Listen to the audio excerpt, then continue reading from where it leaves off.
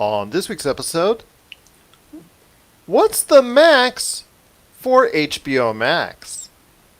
Can Crucible be Amazon's imprint into the video game market? And it's time for the 80s in our top 100 films. All this and more as we reach our next stop, the PCC Multiverse. And we're back with another episode of the PCC Multiverse. This is Gerald Glasser coming right from you from Pop Culture Cosmos, Game Source, Inside Sports Fantasy Football, and the Lakers Fast Break. Thank you so much for listening to all of our great shows. Well, I've got an interesting guest with me this time. You've been hearing him a lot lately on our shows, and I cannot thank him enough for being a part of it. But stepping in for Josh today because he's still on assignment for Pop Culture Cosmos is my good friend. You can catch what he's doing today on the Facebook group, The Hunnic Outcasts. That's The Hunnic Outcasts, Hunnic, and your Outcast right there for you. It is Noah Ian Fein. And Noah, thanks again for jumping on. Looking forward to a great show, my friend.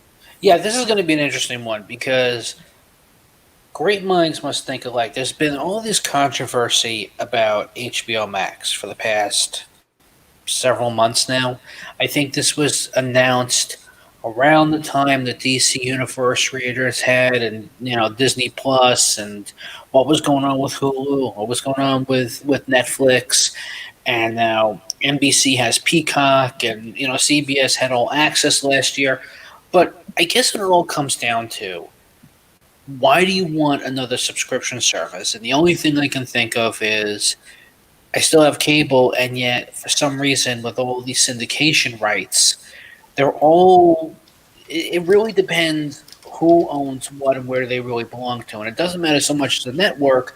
I guess it really comes down to the studio. And Big Bang Theory is part of Warner Brothers. And even though they have DC Universe and they don't seem to want to merge the two, the way that Hulu has ESPN and worked on some. Well, actually, Disney is part of that little chestnut right there.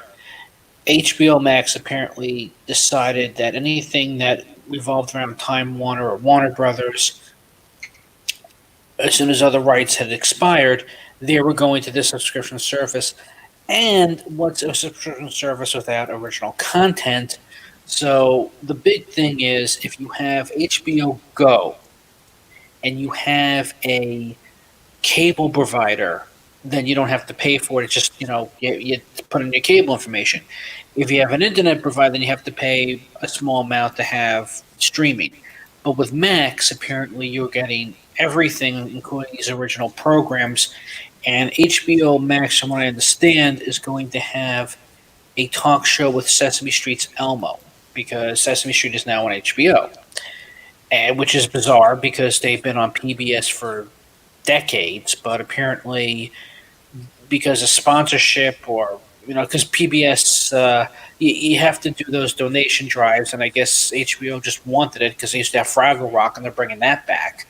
So if you have PBS, you still get Sesame Street, but if you have HBO, I think you get the newest episode of Sesame Street a few days earlier or a week earlier or something to that effect. There's some sort of bonus about having Big Bird on HBO.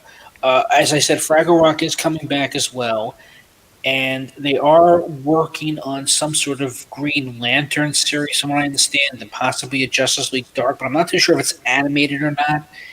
And let's not forget the Snyder Cut. So you have that. I don't know what the Friends reunion is going to be because I stopped watching after season 4, but apparently they're working on that. Big Bang is, again, I thought it was a better show. And they're taking most of their animated library, I guess whenever it expires, off of Boomerang, which we discussed last time, where you have all the Scooby-Doos. They're bringing Dexter's Laboratory, and they're bringing Powerpuff Girls, anything that was Cartoon Network, because they have these hubs. And if you Cartoon Network, Adult Swim, so pretty much anything that dealt with Time Warner or Warner Brothers will be going to HBO Max. So they've broken down the menus, movie wise, show wise, and what's owned by Time Warner slash Warner Brothers. So it's a little bit cleaner in the navigation wise. And let's not forget we have our movies. Your HBO was known for having the latest movie out before all the other movie channels. So you got Joker, and you have Well, they have the they have the Harry Potter films, and then they have Aquaman. They have the yeah, DC films and things of that nature that are supposed to tie in people and get people interested. And like you said, with the HBO shows like Watchmen, Game of Thrones, Westworld, all tied in there, plus everything in their library, The Sopranos, and so much more. It's supposed to be giving you the ultimate mix of all these channels. But we'll talk about that in a sec. We'll talk more about HBO Max here in a sec. Wanted to go ahead and also let everybody know we're also going to be talking about Amazon's Crucible, plus also as well Jessica Boggs is back for a part 2 of her May TV update, and Ben Arnell on the back end is also going to be talking some Star Wars and their development of their TV shows and how it keeps him enriched as a film as opposed to what happened with the films and whatnot. So we'll talk a little bit Star Wars coming up on the back end of the show. And then Ian Fein and I will be back. And Noah and I will be back on the back end of the show, counting down 80 through 89 in our top 100 films. But it is HBO Max, my friend. It's out this week. I know you've had a lot to say already about it as far as HBO Max and the channels, but let me give everyone out there a little bit of a listing of the hubs that they're already using right now. And that is, they're going to have, when you go and if you subscribe to it, you're going to see about 9 hubs, and then it branches off from there with HBO, DC, Sesame Workshop, the classics curated by TCM, aka Turner Classic Movies, Studio Ghibli, Cartoon Network Collection, the Adult Swim Collection, the Crunchyroll Collection, and Looney Tunes. The anime, it's what's there is pretty good from what I'm hearing, but it's just not as prevalent yet as what you're seeing on other networks. But they're trying to they're trying to do what they can to build upon that because they understand that the anime portion of it has been something that I guess a lot of the streaming watchers have been gearing towards too. So that's something of interest right there for you. And then, like you talked about with the Friends update, that's been big, ballyhooed about, and everybody's talking about how that's coming, but that's been a little bit delayed because of coronavirus and all that. But with Friends and a lot of other foundational things that are there, can HBO Max put a big imprint into the scene? Can they go ahead and become a major player right away? Because I see them surpassing what Peacock, what many of these networks can and are doing right now outside of Disney Plus. And with Disney Plus, I think that's another issue altogether. That's something for another day. We'll talk about HBO Max versus Disney Plus. But do you see HBO Max being a major competitor in the short term against Netflix? You know what? That's a tough one because you know Disney Plus. We'll talk about it another time. But I guess it really comes down to what you want to watch and what's available, because there was this huge argument about Friends being removed from Netflix because it was going to go to another subscription service. Big Bang, I think, was on Netflix in the UK, but now I think it's going to HBO Max. So it really depends on what you want to hold on to and watch and what's still worth watching, who owns the rights to what, and why. And that's where things get really confusing because it all comes down to studio rights and contracts expiring and who has more money to say, okay, you come on our service now. So it's really complex in what you want to see. I have Netflix. I honestly, I don't know what the catalog is anymore because it's so confusing. I don't even know what's on Hulu anymore because the catalog is so confusing because it's always updated and changing and a new service comes out. So that's a tough question because Max, I know what it has been explained, but I don't know now what's going to expire, even if it's not part of Time Warner. Are they still going to? Because South Park wasn't part of Time Warner, I don't think. But And they have that for at least 2 to 5 years. So they have that for a while, at yeah, least. so apparently it's like, because I don't understand Hollywood law. I probably never will. But all I know is that somehow if you can put it on their service, they'll do it. So the question is, what's left when, is there anything worth having, especially when Netflix canceled a lot of good shows, a lot of good original shows? I don't know what HBO is really going to have to offer originality wise, because it seems like they're so dependent on all the syndicated shows they're going to offer right now. That's what it's really going to come down to, I feel. Who really has the best original content, not just the same film, because you could always go on Amazon and purchase it, or you can go on another service and purchase a movie and purchase it. I already have the complete series on Friends on Amazon, so I don't really need Max. It's really going to come down to original content, and right now HBO just, I think, has Elmo hosting a TV show. So it's, you know, honestly, again, Netflix, what do they have now that's still original that they haven't canceled? They got rid of a lot of good shows. That's the problem. They still have a lot more, my friend. Well, they They got rid of got Santa Clear Died, which sucks. Black Mirror. You don't know the status of that. I mean, they want to continue it, but they've been unsure because of coronavirus. I mean, Okay. Stranger Things. Those are their two highlights. They've got so many other smaller shows that are still a backbone of their network, and of Okay. course the movies. They're really heavily into the original movies and the movies that they're getting straight. Like the Lovebirds just appeared to be a cinematic Yeah. movie that was going to be out for the box office, but that got sent straight to Netflix, and that's to Netflix because that is getting very high ratings. A lot of people are really enjoying it. It's getting a lot of critical success. Probably been a surprise box office success, but instead it's now a surprise hit for Netflix. But they're also doing a lot of original straight to their Netflix movies. Like we've got one coming up with Charlize Theron and quite a few others. So I'm going to tell you right now, for me, I think that you're right. A lot of now content, original content, is not yet available on HBO now. Excuse me, on HBO Max, but it will come in time. When it does, I think you're going to have a heavyweight battle between HBO Max, Disney Plus, and Netflix. And with Disney Plus, I think at some point in time they're going to have to bite the bullet and just combine them and Hulu into one massive entity to compete with what HBO Max can get and what Netflix can get, because I think it's going to come down to 1, 2, and 3 right there for people deciding exactly what they want to go forward with. Because TV All Access, they're already, but with Viacom, Viacom is CBS All Access as, I don't want to say a failure, but not getting it done. So they're already in the process of revamping, and it's going to be probably some other entity by the time 2021 rolls around. Then you got Quibi.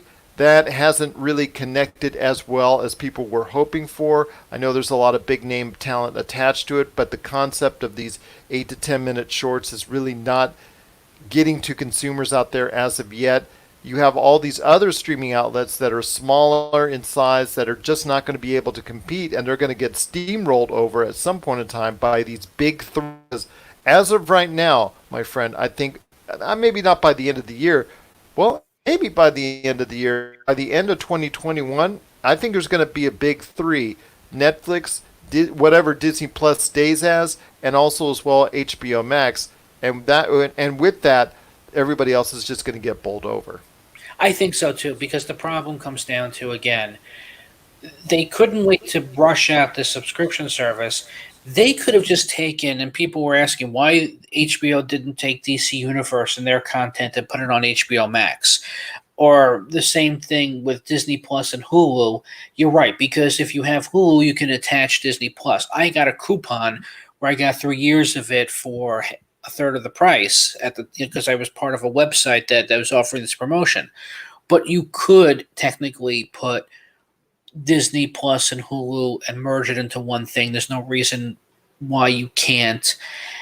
But again, what's baiting everybody, I think what baited me pretty much for Disney Plus was their original programming with what they're doing with Marvel. What Disney Plus also was offering was a great Star Wars series, The Mandalorian, as well as Falcon and Bucky. And let's not forget, with DC, they did have Swamp Thing until I don't know what they're doing now with that because I think it's going to the CW and I think they're trying to bring that back. They could put this on HBO Max, and I don't even know what they're doing the Harley Quinn show because now they put it on Sci-Fi. It's all so clustered, but you know what?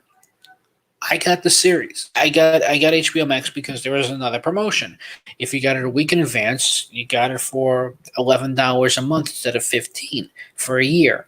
It's not a bad deal. It's not that terrible, but again, it's all going to come down to now. You're right. What are the big three going to be now?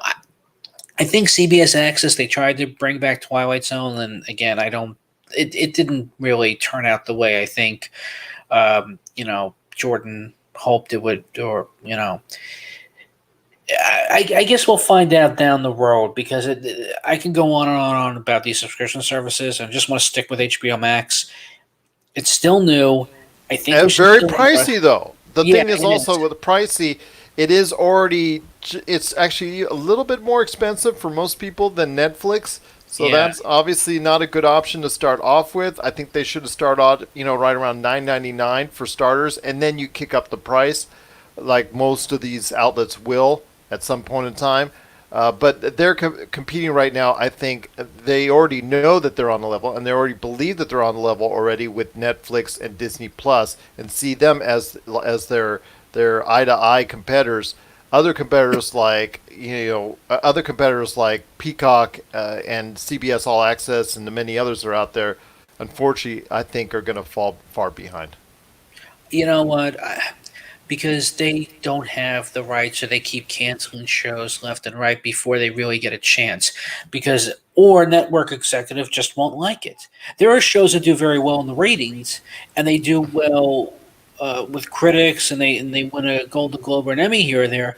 But a network executive can just say, and snap his fingers, and that's that. I mean, look, I hate to bring up Fox, but there was a great lineup at Fox once upon a time, and the studio heads just said, no, we're canceling this and we're getting rid of that.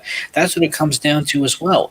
So I don't know what it's like. I said, my prediction is going to be the three that are going to remain are probably going to be Netflix, Disney Plus will probably combine Hulu and everything into one thing, and maybe HBO Max because it's Warner Brothers. But I guess we'll have to wait and see on that one.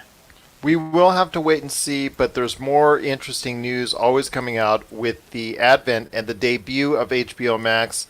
We'd love to hear your thoughts on HBO Max. Is it something you're going to get? Is it something you have already? We'd love to hear your initial thoughts on HBO Max as it starts out and wanting to become a big player in the streaming industry. I think it will. Noah thinks that. We want to hear your thoughts on HBO Max. Please let us know. popculturecosmos@yahoo.com. Well, my friend, before we head to the break, and Jessica Boggs and her second part of her May TV update, I want to get your thoughts real quick. Amazon, another big entity. We're already talking about one big entity with HBO Max and Warner Brothers and all that stuff. And now we're talking about Amazon. And they just last week debuted their imprint into their footprint, I guess, into the video game industry with the free-to-play game Crucible. I've watched it quite a bit so far. I've actually gone ahead and interacted with it a little bit, and my initial impressions are I think that it looks more like a combination of Monster Hunter and also as well Anthem that was done by BioWare recently. To me, it has that look, it has that feel. There's some other subtle things that it brings to the gaming industry right now as far as the essence and how you go ahead and interact with it and how it builds you up your character before you go ahead and hunt monsters. But it is something that a lot of people are getting interested in more and more with the customization factors and, of course, the free-to-play enticement. But it's only available on PC right now, which is going to hold it back if it wants to go ahead and become a major player outside of, major player, against the likes of Fortnite, Apex Legends, etc., etc., etc. So I want to ask your thoughts on Crucible from Amazon. Do you think it's going to become a major game in the video game industry. You know what? I have a Macintosh. I don't have a PC, but I did hear about this. Here's the problem. I saw the reviews for it. I saw the clips of it. The way that you could play this, even though it's from Amazon, if you have a Steam account, you could play through your Steam account. And if you don't know what Steam is, it's another way to download and play video games. Some original, some third party, depending. Some are Microsoft and some are from. You can get the Arkham games if you wanted to. But the problem comes down to this: is that I don't really see Amazon cornering the video game market, and they seem to be playing it safe with the game right now. That unfortunately, I'm not a huge fan of third person or first person shooters. Not a huge fan of Fortnite. Not a huge fan of Call of Duty. I'll play them every now and then. I'm not great at them. You see my list of video games that I posted on my Facebook and I've discussed with you. I like more the action adventure, the RPG, and uh, the JRPGs. So when it comes down to any of these shooters, other than possibly GoldenEye and maybe Call of Duty Black Ops with the zombie missions, it's not my cup of tea. I don't really see how this is going to help corner anything. And I thought that But what I'm asking is, I understand it may not be your type of game and whatnot, but with Amazon and their weight that they can potentially put behind it because they're one of the biggest companies in the entire world, they can't if they want to, they can push this game soon and it become a competitor to what we see right now with Roblox, with Minecraft, which just debuted its Minecraft Dungeon spin-off recently, Apex Legends, Fortnite. I can become a major player if people really latch onto it. But the thing is, Amazon really has to support it. It has the platform to do so, especially the fact that they now have Twitch and their association with Twitch and all that. They really have to support it. The question is, will they? That's the thing. no, you know what? I don't see it. I see this being like a tax write off. I don't really see them supporting it. They really weren't advertising it that much. I heard about it a couple days ago. No, I think this is just going to be a come and go type of thing. I don't. Amazon is huge, but Amazon is always concerned about. So, no, I don't really see this being the same thing with Google trying to when they were a big search engine. They tried to put together whatever it was for their video game system. So no, I think Amazon is just good as a brick and mortar, but not trying to be a video game publishing company or trying to promote anything video game wise. And that would be a shame if that's the case because when you go to Amazon right now, you don't see it on the front page on the splash screen. That's something that they need to promote every single time. They need to ads all over the place for it. And the thing is that they're not as of yet. Now, maybe it's just because of early returns and they're gauging the way the fans feel about it and gamers out there to maybe make some tweaks and things of that nature. They're seeing how much they like it. So we'll see exactly how much weight they put behind it. But being one of the largest entities in the entire world, if they want to, they could push it to the moon. The question is, will they? And right now the answer is no. But it could change for the better for gamers out there if it's something that they really latch onto. Yeah, I'm more old. So you know what? I feel that when you try to go into a market that's not really familiar to you just because you want to make some more money, you really have to have the passion. And unfortunately, Amazon is a lot of things. A video game publisher, a video game company. No, I don't see it happening with them.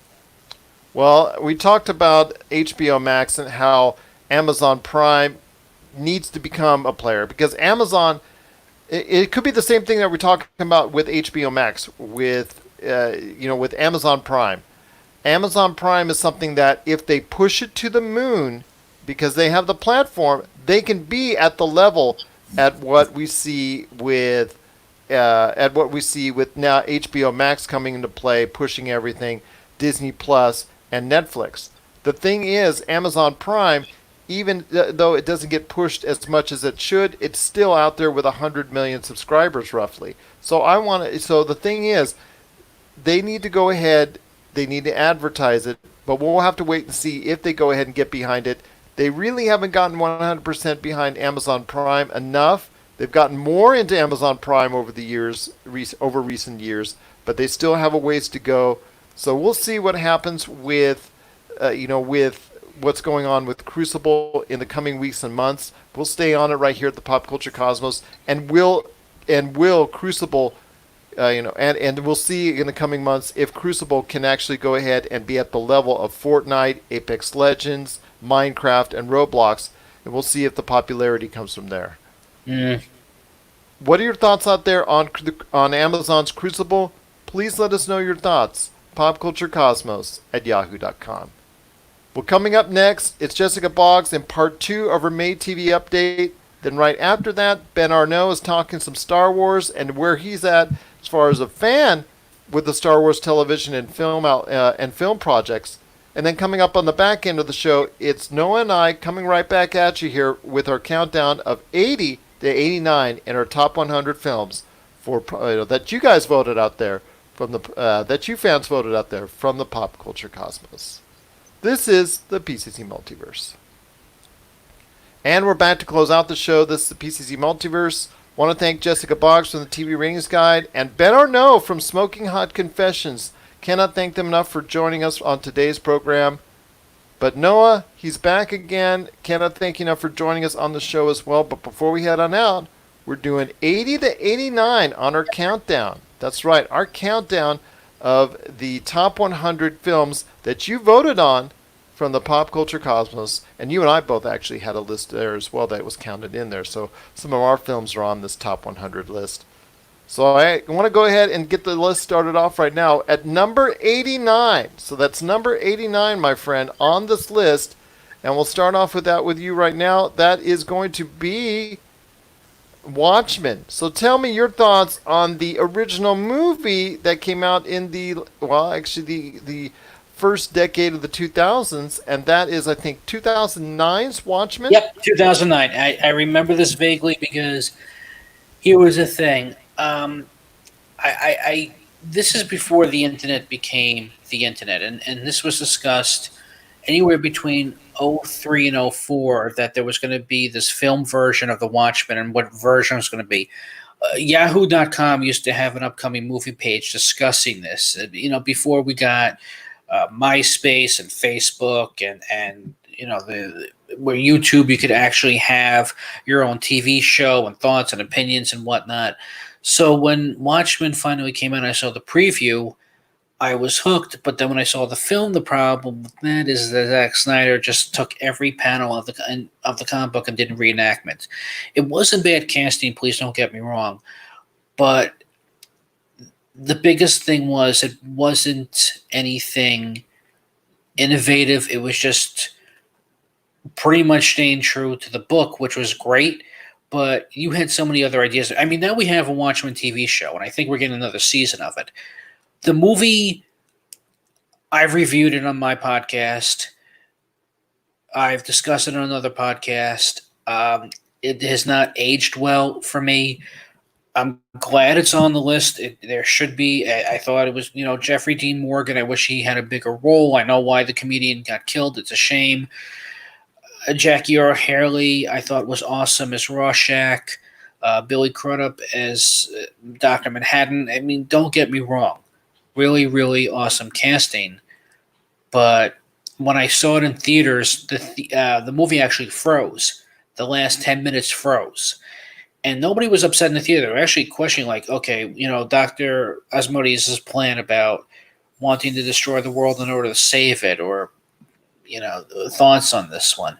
So it was a thinking man's film, but the more I sat and watched it, the more I said, Zack Snyder is really he does not have any original ideas in his body. He's always doing somebody else's work and kind of taking the credit and patting himself on the back. So it should be on this list, but I have not watched it since I think that extended version came out on DVD, which is like 2011, and that was pretty much it.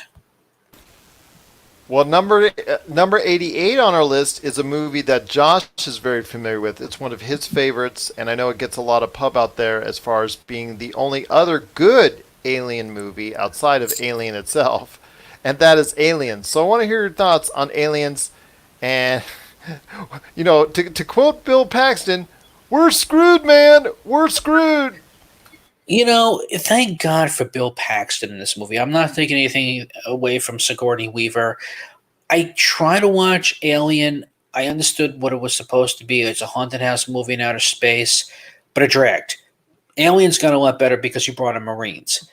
The less we talk about Alien to the Third Power, the better. And I'm probably going to get a lot of heat for this. Out of all the Alien movies, I love Resurrection. I don't know if it's on this list. I don't remember, but that's the one I actually enjoyed. Aliens is not terrible. Please don't get me wrong. It has Aliens should be in a class by itself. With James Cameron directing, with Paul Reiser as a slimy bad guy, Bill Paxton was a national treasure, with the effects of the Alien Queen. You just don't get movies like this. And yeah, we still have Alien movies, but I don't even know what they are anymore. Are they prequels and bequequels, afterquels? I can't follow anything past Resurrection because it's so bloody confusing, plus the Alien versus Predator. So this one, it's not even so much as a sequel as it just felt really more like a requel. Like it's I don't know how to describe it, but it's definitely in a class by itself. And I think it should be a little bit higher on this list, but that's just me. Well, there you go. That is number 88, Aliens, right there for you. That was kind of a surprise being that high up on the list. I'll agree with you on that. I thought it might have been in the a little bit lower on the list as well. Number 87 is as good as it gets. So tell me your thoughts on As Good as It Gets. Well, it really wasn't. I was always a huge Jack Nicholson fan. Um, Helen Hunt, I could take for a while. She finally found success on Mad About You, but after season 4, she was just unbearable to watch. A lot of people thought so. And she's kind of come and gone, and she does, I think, more theater work or behind the scenes work than she is in movies at this point. But this was also James L. Brooks' production. I'm not going to take anything away from the man, TV movie wise, but it's one of those stories where you really haven't caught up with the times, and you want to take a 1970 premise or a 1980 premise and put it in the late 90s, and it just did not work as well as I guess James L. Brooks was hoping for. And so I couldn't wait to see the movie. I heard that Cher was actually supposed to be in the Helen Hunt role, which would have made probably a little bit more sense. I didn't see chemistry between Helen Hunt and Jack Nicholson. I thought Greg Kinnear and Helen Hunt, not because of age-wise, they just seemed to mesh better. And Cuba Gooding Jr., well, he was in it. That's all I'm going to say. And because Yardley Smith voices Lisa on The Simpsons and James L. Brooks was part of it, she had a cameo. But the movie I've seen one time, and that was more than enough. It just wasn't as good as it got. So I should it be on the list, but I think it should be a little bit, maybe in 199. I don't know why it's in the 80s. So that's just me. Number 86 is another Jack Nicholson movie, the classic Chinatowns. Chinatown. So your thoughts on Chinatown? Okay, stop everything now. Go watch this movie. And you know what? Go watch the Two Jakes as well. It's sequel. My sister, my daughter, my sister, my listen. They don't make movies like this anymore, and I'm kind of disappointed that this is way too high on this list. This is Jack Nicholson at his best. Enough said. Stop everything that you're doing, then we'll have a conversation. And I hope one day we could talk about this film.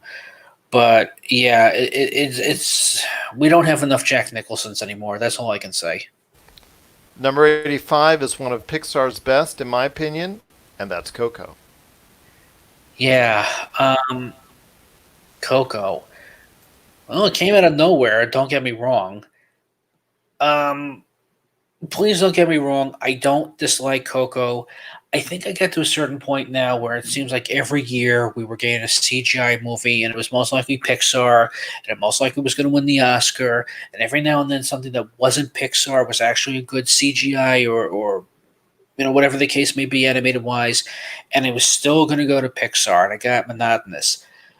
Coco, I even remember there was some sort of rumor that Coco was going to take over the Haunted Mansion ride wise, and people were going ballistic over this.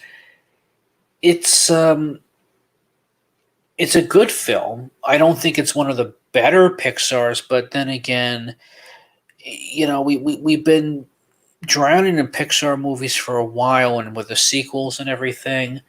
So I think it's because we're getting so many CGI movies competing for the Oscar that we really have to sit back and breathe for a while and decide, really, was it good just because it's Pixar, or is it good because Pixar wasn't so dependent on trying to make another Toy Story sequel or another Cars sequel? You decide. Um, it's a to quote Roger Ebert and Gene Siskel, it's a good movie, just not a great one. And that is number 85, Coco, right there for you. Number 84 is a classic. Well, number 84 is a kind of like a surprise hit at the time in the 1980s, and that is Darkman. Darkman, I have not seen in a long time, but I have fond memories of it. So you tell me your thoughts on number 84's Darkman. Yeah, this is Liam Neeson. This is Sam Raimi, Frances McDormand, and probably a plot that would have been great for a TV pilot that somehow found its way onto a theater. This could have been a Phantom event, if Phantom events were a thing back then. I could have seen this as a TV series. Now, there are some sequels. I don't think Raimi is part of those sequels. I know Liam Neeson isn't part of them. There was also a video game. It's Sam Raimi as Sam Raimi being Sam Raimi without studio execs getting in his way. And I think he enjoys that. So, and Sam Raimi, male or female, he loves torturing you. We know what he did with Bruce Campbell, and we know what he did with the Spider-Man franchise. But, and I say that in a good way. But, again, this is too high on the list. This is, and maybe it's just because when you have a creative director and he can, I mean, go watch the documentary on Evil Dead 2 to see what Sam Raimi is capable of. And when you don't have studio notes being shoved in your face, you can see what Sam Raimi can give us. That's the issue. So this is another one that I feel really needs to be lower for reasons when you just shut up and let me get in the way and let me just direct and show you what I am capable of. But that's Darkman, the 1990 film. That's number 84. That's at number 84 on our list of the top 100 pop culture Cosmo films, as voted on by you. Drag Me to Hell is at number 83. So tell me a little bit more, Mr. Horror Aficionado of Pop Culture Cosmos, about Drag Me to Hell, our number 83 pick for the top 100. Well, this is another Sam Raimi classic. When Sam Raimi just was tired of Spider-Man and decided to go back to his Evil Dead roots, it's got an interesting twist ending. I do feel bad for the character, but it comes down to this. Title gave it away, the poster gave it away, but still, it's an interesting harmony, and it's very sarcastic, very witty. Again, I know people have issues with the ending, but you know what? Sam Raimi, male or female, he'll torture you. It did feel like this was a time when people really wanted Evil Dead and Ash to come back. I kind of did in TV format anyway, but Yeah, unfortunately, people have been begging for some sort of sequel. I don't know how you would do it, but the movie pretty much came out of nowhere. It's another one that's a guilty pleasure. So, yeah, definitely check this one out. That's number 83. That's Drag Me to Hell. Like you said, a Sam Raimi influenced movie right there for you.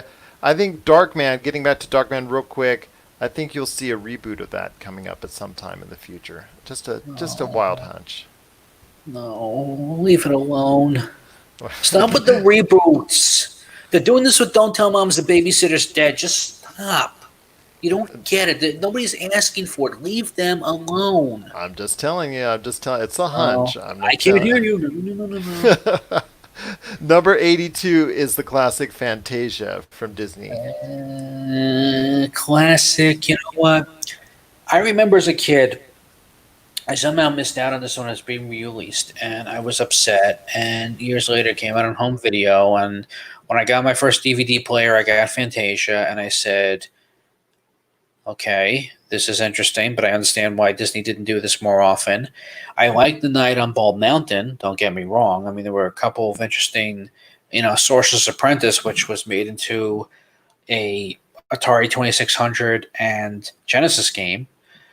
But at the end of the day, um, I like Fantasia 2000 more because the segments got a lot better and the music was a lot better. Fantasia, again, I think the only thing anybody's really going to remember about the original Fantasias are Sorcerer's Apprentice and Bald Mountain. That's pretty much it. Anything else, it just feels like it drags. So if I were you, just stick with the updated version. It was more colorful and definitely the choices music wise were a lot better than its predecessor. But you still get Bald Mountain Sorcerer's Apprentice, so everybody wins. Well, there you go. And that is number 82, and that's Fantasia.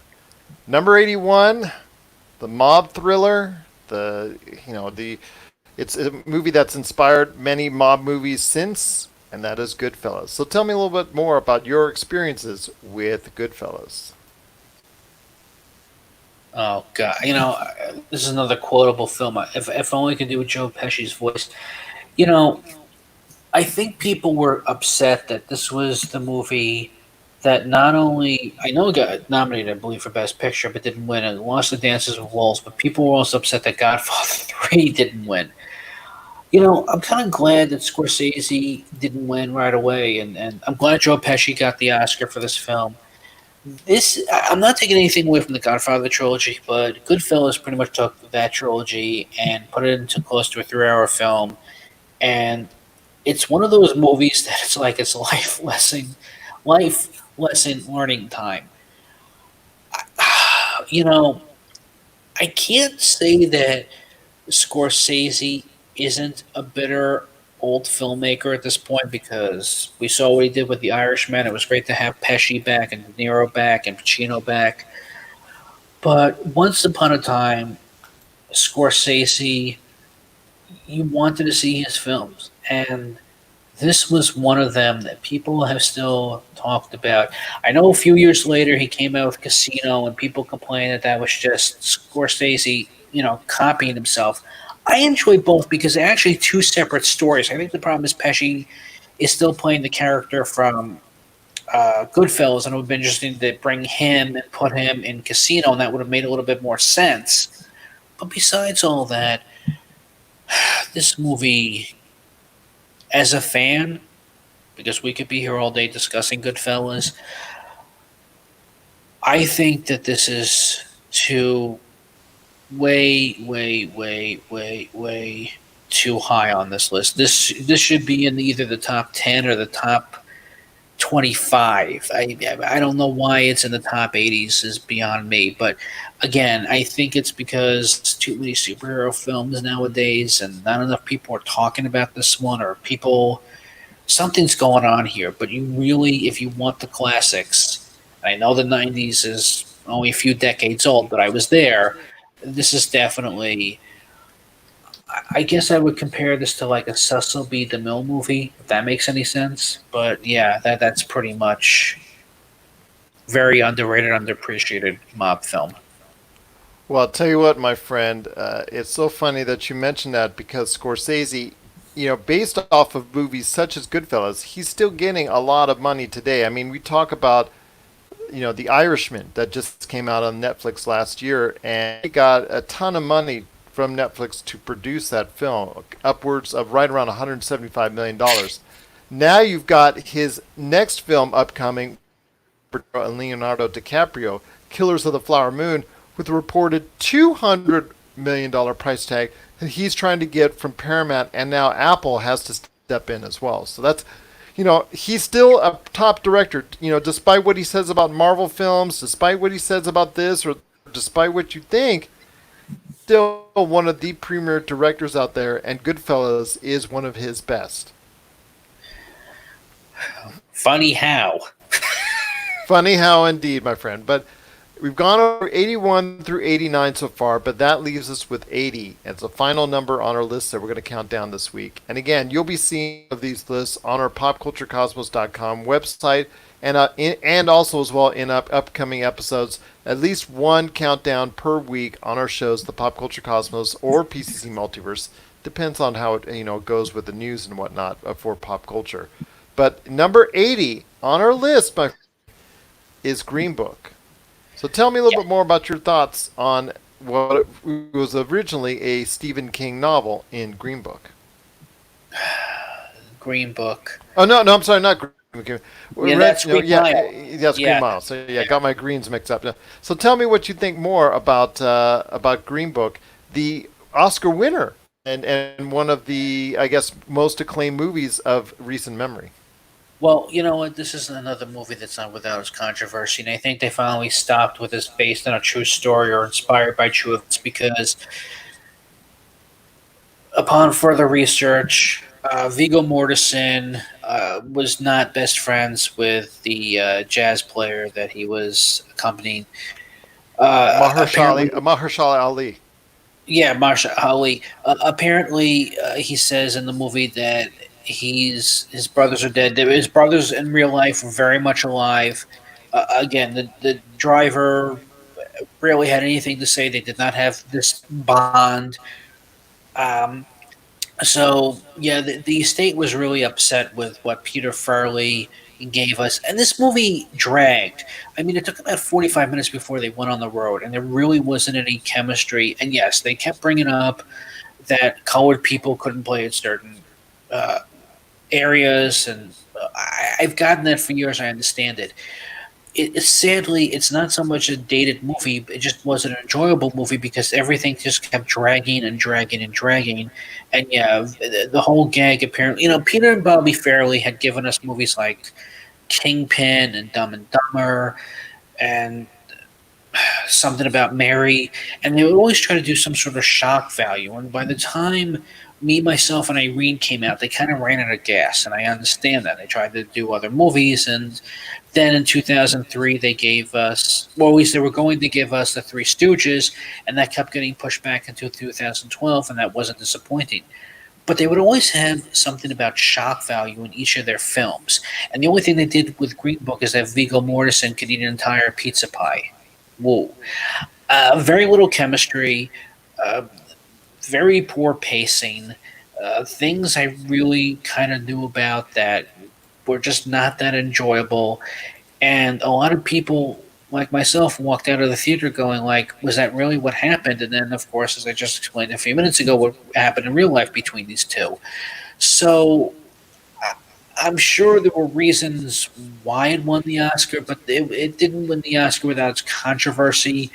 So, unfortunately, should it be on the list? Matter of opinion. I think it should be in the top 90s, but that's, again, I'm never going to watch this movie again anyway. So, I found it to be uh, lackluster and just poor pacing.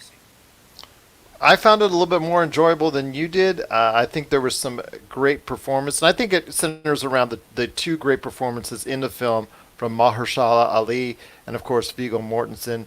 I think that's for me what it was all about. You might want to argue about the pacing or anything else around it, but for me it was a performance piece, and I think that's why it got the acclaim it did, because of the two outstanding performances that were in the film. And that is number 80, and that is Green Book. If you want to go ahead and check out our previous list, go ahead and check out our Pop Culture Cosmos channel on podcast outlets everywhere, where it's on one of our previous episodes. You'll be able to check out our 90 to 100 countdown that we did last week.